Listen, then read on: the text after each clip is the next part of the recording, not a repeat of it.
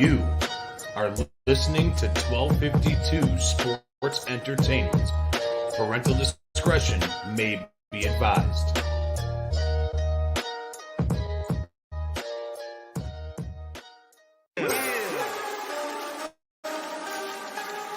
Woo!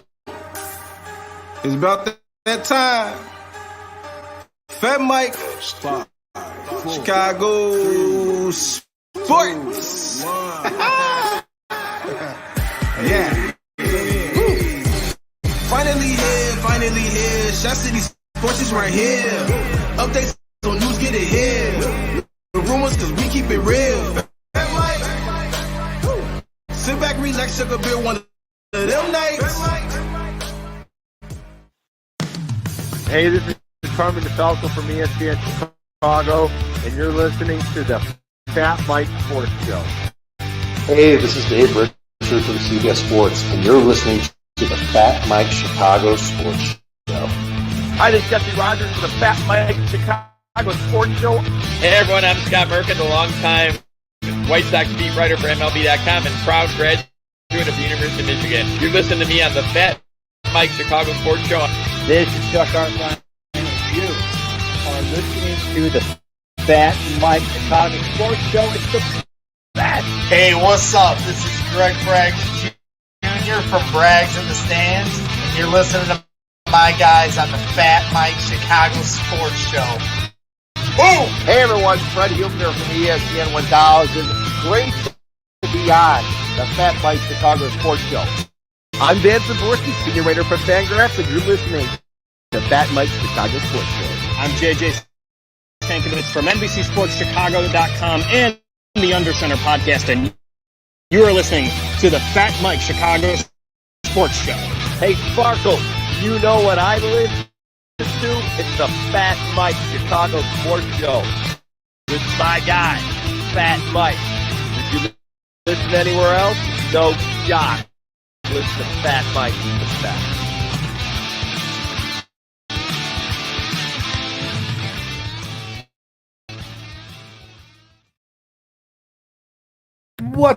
What's up, everybody? Welcome back to another episode of the FatMike Chicago Sports Show. I am your host, FatMike Chicago, and thank you for coming back again. I really do appreciate it. Today is Wednesday, August 17th, and before we get started, I want to give a quick shout out to all of our amazing sponsors that make this show happen.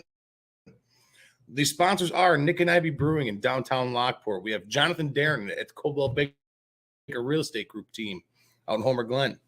Coach's Corner out in Orland Park. They have amazing wings, guys. Amazing wings and freezing cold beer.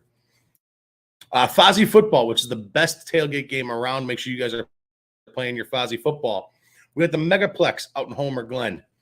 Beautiful courts, pickleball every day, great bar, amazing beef sandwich the whole night. Habano Cigars out in Homer Glen. If you're looking for a stogie, make sure you guys go there because they got the best. Papa Joe's in Lockport and Orland Park. We got Stagecoach Saloon in downtown Lockport here. Great place, great food. And, of course, as always, our main guys, our go-to guys, is the Whistle Sports Bar and Grill 159, where we sit right now inside of our studios. The amazing Whistle Sports Bar and Grill Studios 159 here in beautiful downtown Lockport. And we got a lot to get into, guys. Thank you to all of our sponsors again. Thank you. I'm going to be joined by Fred Huebner here in a couple minutes. And I cannot wait to have him on because there's been a lot of things going on here at 1252. Both Fred and I have been deathly ill. We almost died twice. I mean, I almost died at least 4 times over the last week. Literally, chest pain, pneumonia. Nobody wants pneumonia. No, pneumonia is not fun. And Fred's patient zero of something. I don't know what he's got. He's almost had the same exact symptoms I had, but he does not have pneumonia. But let's bring Fred on here. As we're going to be talking a lot about a lot of different sports here in Chicago. Fred, how's it going, my man? It's going well, except, the throat and congestion, and it's weird. It's just annoying, if nothing else, because I'm not nearly as sick as you've been. But, I worked in radio and sports broadcasting for like 40 years, and never have I had something that lasted as long as this. It's been like 3.5 weeks. I've been tested, no COVID. It's just a real pain in the ass. And I've been drinking, water, drinking. Hell, I had some Fireball whiskey. That was good for the throat. Made it feel good before going to bed a couple times. But slowly but surely it's getting back. Usually the only time I cough a lot now is when I talk a lot. That's why I didn't do a show on Monday, because sitting around at the at the Whistle Sports Bar and Grill 159 Studios there in Lockport, I would have been talking for an hour, and then that makes it tough. Then the coughing starts. So hopefully I'll be better by Monday. I got the guys from Noon Whistle coming in. They're hoping to come into the studio. We'll have some beers. We'll have some great times on Monday. But I'm happy to join you, because I want to make sure people know that I'm not deathly ill. It's been bad. There's nothing. I don't know about you. I know you've been coughing up a storm. The worst part about mine is that every time I go to bed, I cough for like 35 minutes before I can fall asleep. Yeah. And that's brutal. Absolutely brutal. Last night was the first night that I didn't have a coughing problem, and I fell asleep pretty quick. So that's a good thing. Maybe things are going well. It's been the same on my end, man. I went. It was last week after we got done wrapping up your show. I didn't feel too right leaving the studio here, leaving the studios. I got home and I was just so tired. I went to bed. I woke up Tuesday morning, and I felt like okay. Yeah. But then I had to let the wife out of the car, or I had to let the wife out of the driveway. I was parked behind her, and getting in the car was fine. Getting out of the car, I felt a loud pop on my left side. Felt and heard. I was like, oh, what the hell was that? And then I was in excruciating pain the rest of the day. Yeah. I went to bed that night around 10 o'clock, and I woke up at midnight, 2 hours later. I mean, I could not breathe. Everything on my left side, I mean, everything. You could draw a line. You were able to see it in my body, where the entire left side of my body was clenching. Like it was spasming all at once. Crazy. I was like, what the hell? I couldn't take a deep breath. I didn't know what was going on. I was like, this is ridiculous. I finally, I stayed up all night. I got 2 hours of sleep the entire night. A good friend of mine came on by the next day with some steroids and some drugs. I took those and I felt like $1 million afterwards. I slept like $1 million. I woke up on Thursday, felt like $1 million. I'm like, this is fantastic. I'm like, I'm okay. I got just muscle strain or something. I'm okay. And then I took my temp, 102.5. I'm like, I'm going to the doctor. I'm like, I'm like, yeah, something's obviously wrong. Diagnosed with pneumonia. Been on drugs ever since. Kicking its butt, trying to get it to going. I felt great Friday. Felt great Saturday. Yeah. And then Sunday into Monday was absolute hell. Same exact thing happened again. I got maybe 45 minutes of sleep.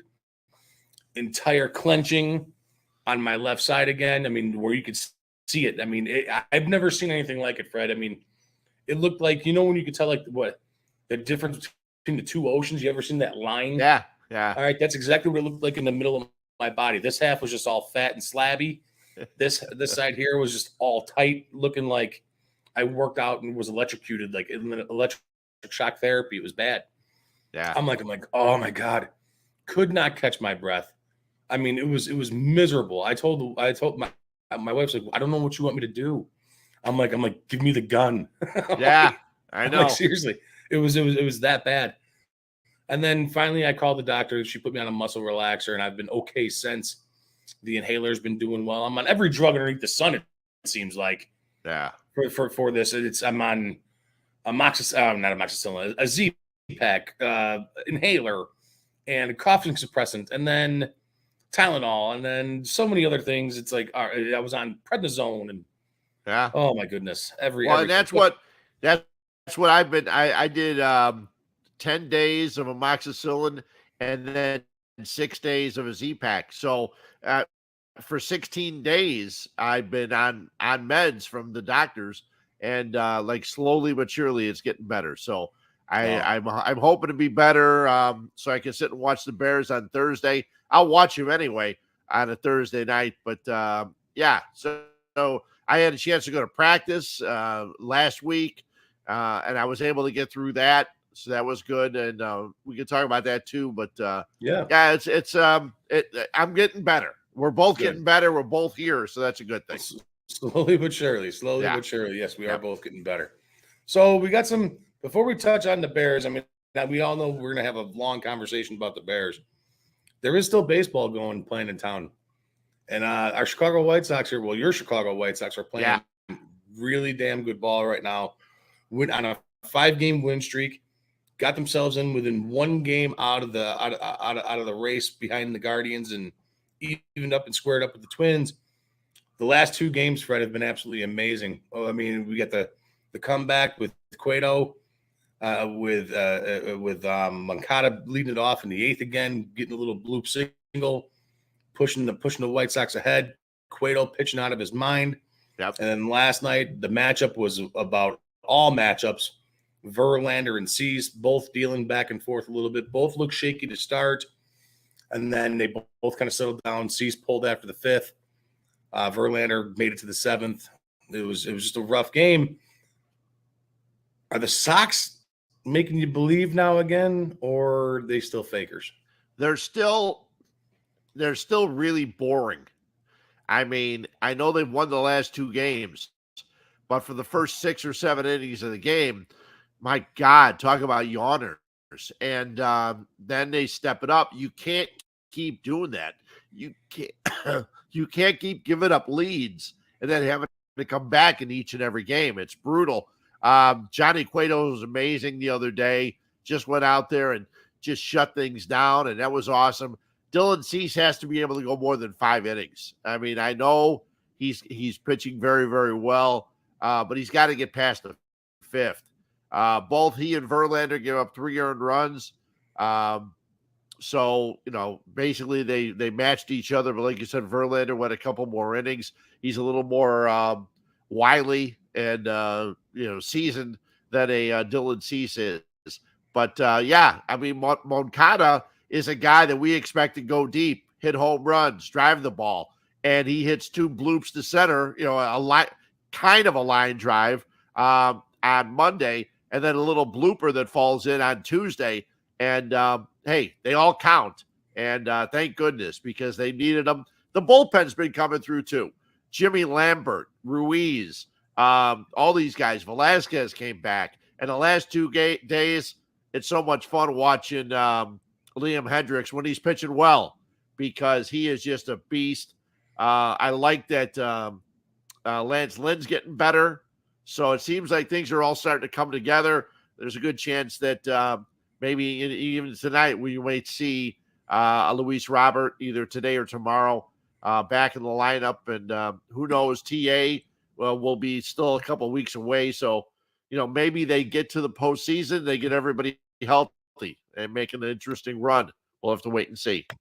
Well, that's the main thing. And we also saw Kopech pitch a gem the other night as well. Yep. 6 innings and no hit ball, then yanked after the 6th. I mean, obviously, what with his past with injuries, you're not going to hang him out there to dry. You got to get him out there. Go to the bullpen. The bullpen's been performing really well as of late. You want to make sure that this guy can stay healthy, because he could be a big part of the turn down the road if you guys do make the playoffs. So I get the decision, but losing 2 of 4 against the Royals before this, I know that can't happen. No. That cannot happen. Now they got a series. They got a set coming up with the Guardians coming up here, right? Correct. Right. After Houston, they got 2 more against Houston. Yeah. And then a 3-game set against Cleveland. This is where they got to make or break right now. This could make or break this team. I thought this series was going to be a tough series. I thought Houston was going to come in here and just roll them. Turns out that's not been the case through the first 2 games. Yeah. It's been very competitive baseball. Yasmani Grandal, a couple big hits, playing some, getting on base, creating some good energy out there on the field. Well, he's bounced in a double plays late in both games. So I know he got a hit. I know he got a hit yesterday, getting Abreu over to third early in the game. But he's bounced into double plays. He's not hitting the ball. He's just a waste of space. He walked the other day. He did not swing at any of the 6 or 7 pitches he saw. I can't. I have a hard time watching him. He's brutal. I just can't watch him at the plate, behind the plate, wherever. It's just brutal. Well, you know what? I said it last night. I made a tweet about it. What is Sox math? Stupid, but what happens is they have sponsors, right? And I understand that they have sponsors. They try to figure out, okay, how can we use the sponsor for this? How can we use the sponsor for something here? And so I understand they do a lot of stuff. It's silly. It's stupid. Makes no sense at all. But yeah, and then this. Then they do a little look back at the day before. They play like old school music and, like black and white film. It's like, come on. It's just so boring. And I watch other games. I've got MLB.TV. Nobody else does this kind of silly crap. Right. But it's brutal. I watched a New York broadcast, the Yankees or the Mets. They don't do stuff like this. I mean, they're a big city. And right.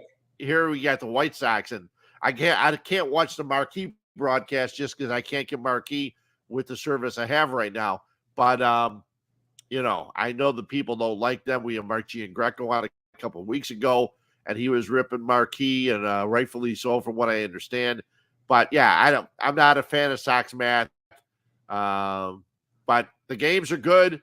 So as long you got tonight, you got tomorrow afternoon with the Astros, then you got Cleveland coming in, and see what happens, see how this goes, because they got to put a nice stretch together. Winning 5 in a row is a nice start. Let's see where they can go with this. I'm surprised that they climbed back in all the way within a game now. I mean, it seemed like forever they were sitting back, 4.5, 3.5 games. It seemed like that's been the case all year long. And now they're finally within reach. They're finally within striking distance here, just in line as Houston is here, and the Guardians we're about to play the Guardians. It's striking time for this White Sox team. Now's the time for them to shine.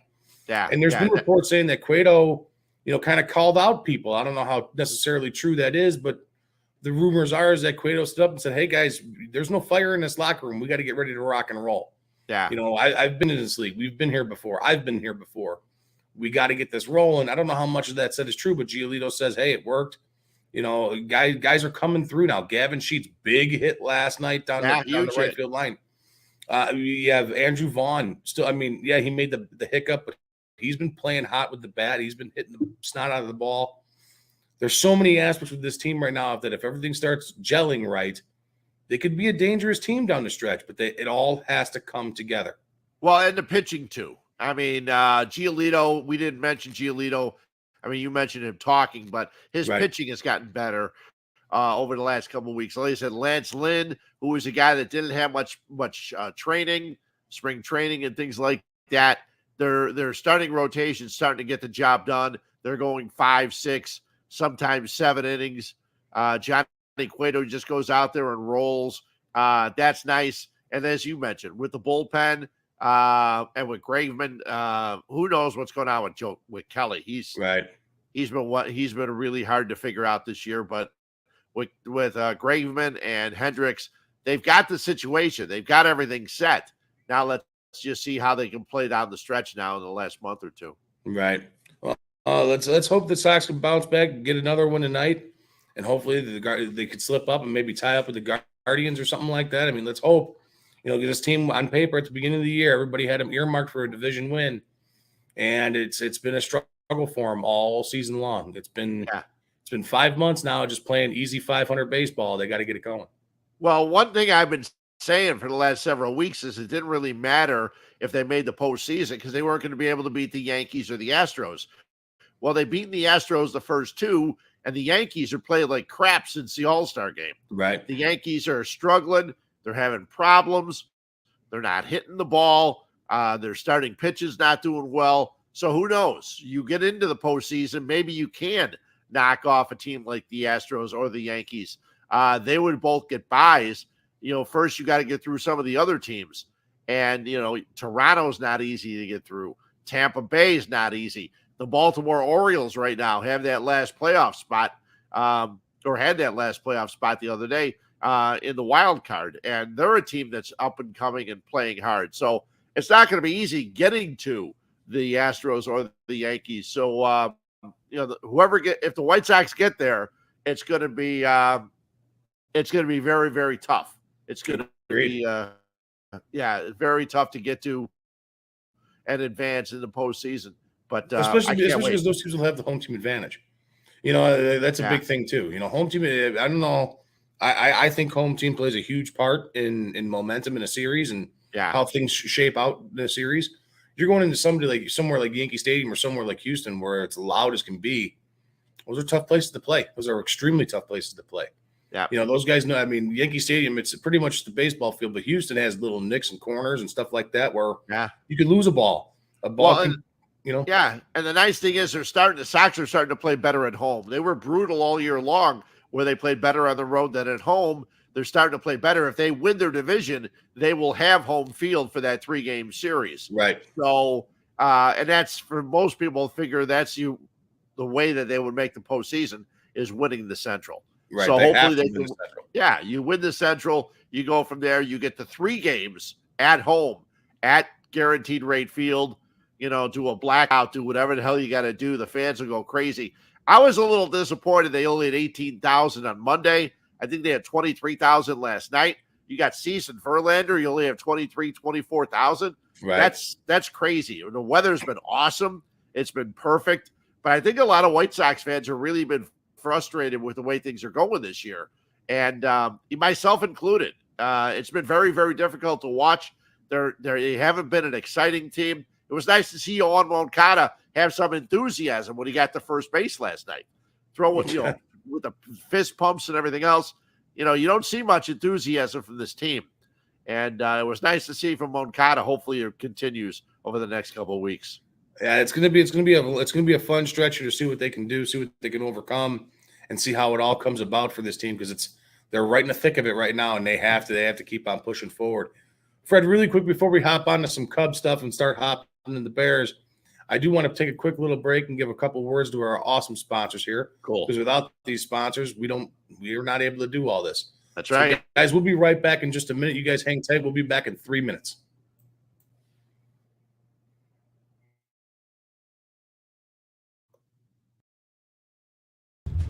Hello, this is Paul from Nick and Ivy Brewing Company. We are located at 1026 South State Street in historic downtown Lockport, Illinois. We are very excited to be partnering up with the FatMike Chicago Sports Show as well as the 1252 brand because we are one of the few Chicagoland breweries that embrace sports and sports culture. Come in for a fresh brewed beer made right here in Lockport while catching the game of your favorite team. Stay for the live music that we have booked every weekend.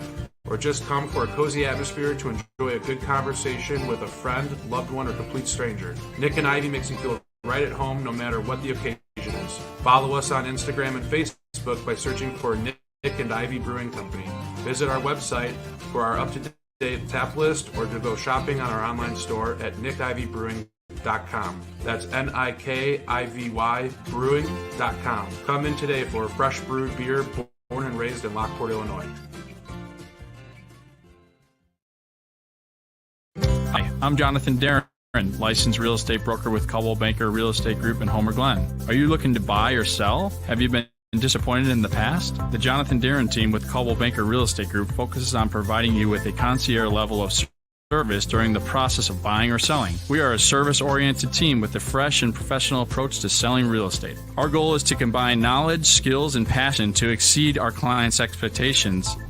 And most of all, we truly care. We are a knowledgeable real estate team focused on offering expertise and innovative solutions for our clients. The Jonathan Darren team has 5 full-service real estate brokers and a dedicated full-time marketer servicing all of Chicagoland.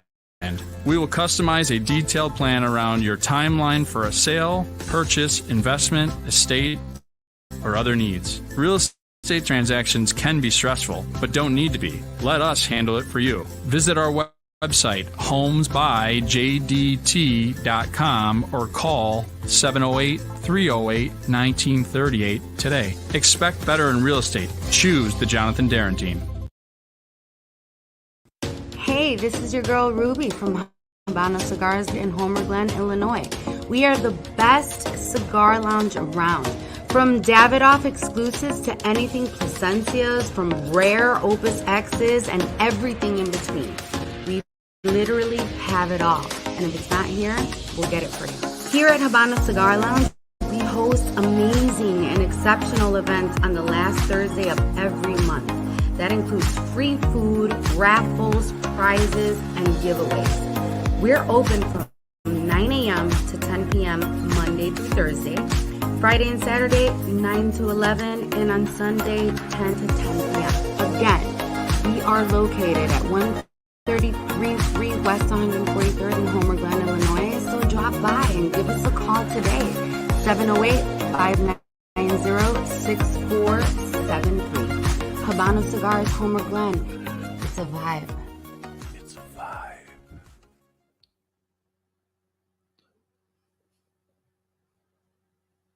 All right, guys, and we are back. Thank you to Nick and Ivy, Jonathan, Darren, and Habano Cigars. Those guys are fantastic.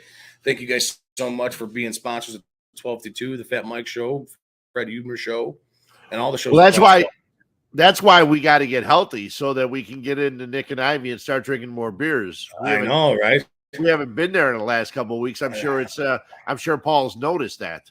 I'm sure Paul. Yeah, I know. Paul's probably missing us. Paul. Yeah. And then, if we get drunk enough, we can buy a house. We could. And celebrate with a cigar. Yep, there's no doubt. There's a lot of cool stuff. There's a lot of cool stuff coming up in Lockport. There's a lot of stuff. I know one of the restaurants in the neighborhood has an Oktoberfest coming up. There's a lot of things going on. I know Nick and Ivy's got their Locktoberfest beer, which is coming up, and so lots going on in Lockport. Cannot wait. My house is slowly but surely getting finished, and hopefully I'll have a closing soon, and then I'll be like 4 minutes from our office in the studios, and also Nick and Ivy, so that'll make it even better for me. Yeah, you can't beat that. You cannot beat that. Nope. That's smooth sailing. That's Uber material then. Yep, that'd be awesome. At Nick and Ivy, you could stumble home. Yep. Well, I probably will. Right. Yeah. Yeah. So back to baseball here, Fred. We got the Cubs. Fred Reyes. What a pickup. The Cubs version of Big Papi, it seems like, huh? There you go. Yeah. I mean, let's get real here. He's been on a tear since we picked him up from the Guardians. And the Cubs pitching is actually looking pretty good as well. Keegan Thompson, Sampson looking good again. We had Justin Steele look good again the other night. Yep. I don't know what to think. Are the Cubs playing? They're playing okay, but there's lots of things to look forward to with this team. Like I said, Keegan Thompson and Justin Steele. You got Caleb Killian down in the minors. Pete Crow Armstrong down in the minors. You didn't make the move on Willis Contreras or Ian Happ, so obviously you re-sign or restructure with Willis Contreras. Right. You still have another year of control with Ian Happ. So, I mean, it's tough to figure out what exactly the Cubs are doing with this roster, and it's tough to figure out what they're going to look like next year. Are they going to be buyers? Are they going to be sellers? What's going to happen? Fred, in your opinion, have you ever seen anything like this with the Cubs just kind of playing even Steven throughout the year and not really giving anything away, but also not getting anything in return? Yeah, they're trying to figure out the guys they lost. If you really be honest and look at it, they're really not playing all that well. I mean, Rizzo's hitting the homers at his short porch in right field at Yankee Stadium. Baez is struggling, even though he got a couple of hits against the White Sox the other day as the Sox fans are booing him. Chris Bryant's on a DL again. I think they made a right decision on not signing and not keeping a lot of those guys. I'm glad that Contreras didn't leave.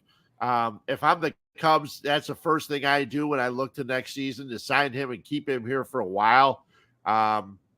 Ian Happ, I know you're not the biggest fan. Nico Horner has turned into a player. I saw someone post the other day.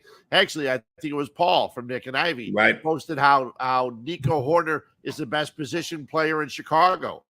And it's hard to argue with that.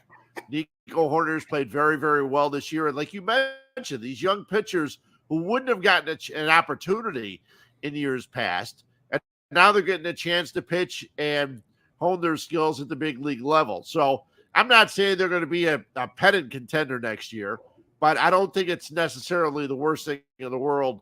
I know if I was a fan paying for the tickets, probably wouldn't be very happy. But Cub fans waited a long time to get their championship finally. And I don't think waiting a few more years to get a team back to this position or the position that could to challenge in the Central is going to be that big a deal because, hey, Milwaukee can be had. We saw what happened. St. Louis has a lot of up-and-coming players. They're difficult, but I don't think the Cubs have any problem competing with the Pittsburghs and stuff like that. So, right. You know, it's funny. They go from third to fifth really quickly in the Central with the Cardinals and the Brewers being at the top. But, you know, the more you think about it, it's not a bad way of going. Now, they do have to bring in some other young players that are, you know, they're going to have to spend some money on. And hopefully they do that. That would be nice to see for some of the Cub fans. Well, and I'm a high hopes Cub fan. You know, I'm hoping. You know, there are a couple of guys that are hitting free agency this coming up offseason that I would love to see in a Cub uniform. Guys like Turner, who has an option buyout. He has a player option where he can just be like, all right, I'm out. See ya. Yeah. You know, guys like, you know, Aaron Judge, if he decides not to stay as a Yankee. I like Josh Bell, who was just recently traded with Juan Soto out to Washington. He's a free agent this coming up offseason. There are guys out there that I really I would love to see that would immediately impact this Cubs roster. Instead of Frank Schwindel playing first base, if you move over, throw Josh Bell over there, now you got something. You know what I mean? You got a guy that can hit 20 homers and 86 RBIs and hit 275, 280. That looks good up against a guy who's hitting 235 with 18 homers and, you know, a low rate on base percentage in Frank Schwindel. You know, so it's one of those things that can really help. Now, Paul saying that, you know, with Nico Hoerner, I was on Nico Hoerner's ass at the beginning of the year. I said from the very get-go, both Nico Hoerner and Nick Madrigal both have to play 140 games for them to help you. Yeah. I mean, like legit. And Nico Hoerner's been pretty solid so far. He's had a couple stints on the IL, but for the most part, he's been healthy. I would like to see a little more bop from him, but that's okay. I'm okay with what he's doing. He's still batting over 300. Right. His on-base percentage is high. He's got a damn good glove, and he's smart at the game. Nick Madrigal, on the other hand, always hurt, but he's starting to grow on me a little bit too. Yeah. He hits. He does not strike out, that kid. He does not do it. But I mean, I would just like to see him stay healthy. I mean, I'm not asking much, you know, and then there's just so many pieces, and the pitching is what gets me the most, because I think this pitching, it reminds me a lot of the young old school, like the late 90s A's teams, where nobody knew who the hell any of these guys were. Right. And then you end up getting Mark Mulder and Barry Zito and, you know, a couple of these guys out of that, Tim Hudson out of these rotations. Nobody knew who those guys were then. They were just bringing up guys like the Cubs are bringing up guys now. Yeah. And it's something that could be wowed at and kind of gawked at